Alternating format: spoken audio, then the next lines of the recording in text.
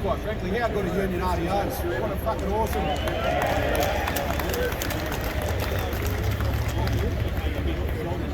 What an awesome week to take off with your family, and in particular this time of year. And of course that means that a lot of people haven't come back to work. They've taken an extra couple of days off and another round. So the numbers are going to look a bit light for normal this morning. That's okay. We'll make sure that they can hear us when we get to where we're going. All right, do you reckon we can make them hear us? Yes. If I say union, you say power! Union! Power! Union! Power! Union! Power! Union! Power! Union! Power! Righto, we get warmed up, that's good. We're going to get noisier as we march across the bridge, and we'll meet our brothers and sisters from South Brisbane when we get over there. So what are we doing this morning? Well, just so happens, for the first time in about 2 decades, the Labor Party National Conference is here in Brisbane. There's some things that we've been trying to negotiate with this federal Labor government that they just haven't come to the party on yet. Things that are really important to us in the working class, things that they've got the power to change, things that they need to change, and things that we are demanding that they change. The first that we're going to talk about is a complete ban on engineered stone.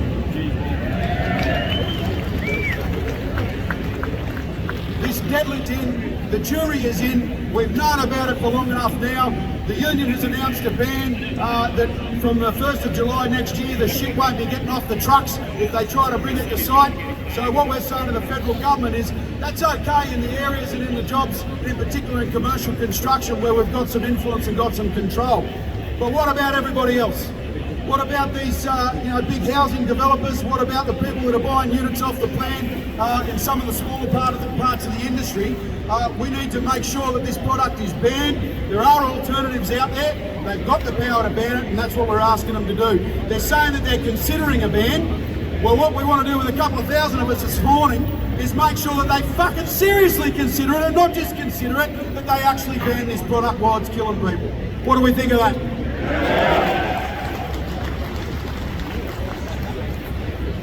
It's the politicians that make the laws in this country, and it's the politicians that have got the power to make this change, and that's what we're asking them to do. That's what we're demanding that they do.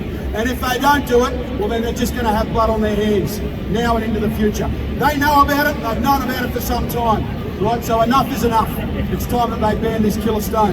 There won't be too many speeches here this morning. There is one speaker that I'm going to introduce in a moment, and then we're going to go for a march across the bridge. But the second issue, so the first is banning the killer stone, banning engineered stone. The second issue that we're campaigning for with this federal Labor government is the issue of public housing and the issue of taxing the big end of town, making them pay their fair share. Half of them don't pay fucking tax in this country already, and all we're saying is that we want them to pay their fair share. The top 0.3% of companies in this country should be able to pay more, and that's what the union's campaign is about, so that they can then pay that tax and fund more public housing. It's a pretty simple equation. Those that can afford to pay should be able to look after the rest of us who can't. As working class people, most of us have had to spend some part of our childhood, some part of our adulthood making this. Over time they've privatised it all, they've sold off public housing, they've never replenished the stock, they've never rebuilt, and we've had population growth, maybe it's quadrupled since the 80s, and we've never replenished that housing stock. So enough's enough. We're saying that the federal Labor government should be standing up for working class people. They're supposed to be our government, they're supposed to be the government of the working class, and they're not really looking like it at the moment. So what we're saying is that we want you to introduce this policy. The union has done a lot of research on it, we're campaigning on it, we are not going to stop. Today is just a start, and we're going to keep going until they start doing the right thing for the working class of this country. It's pretty simple. You live in a modern democracy, you live in a wealthy nation like we do. There's only a couple of key needs that we've got: food, water, shelter. Right? We've got a homelessness problem that's worse than it's ever been in this country. In every capital city, and you go through regional Queensland, it's even worse. Right? There's people living in their cars, there's people living in tents, and it's just not good enough. There is no excuse for it in a wealthy country like what we've got. Food, water, shelter, and throw in education and health. That's all we really want from a decent working class government. So we elected them, and it's now time they start representing us. What do we think of that? Yes.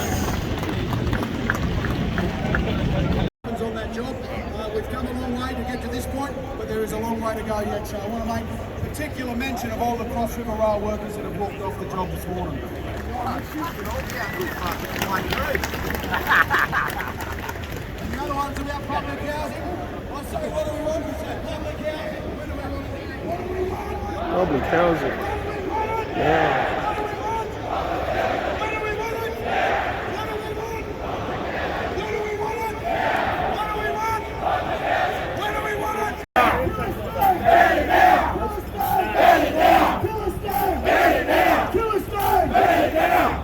What do we want?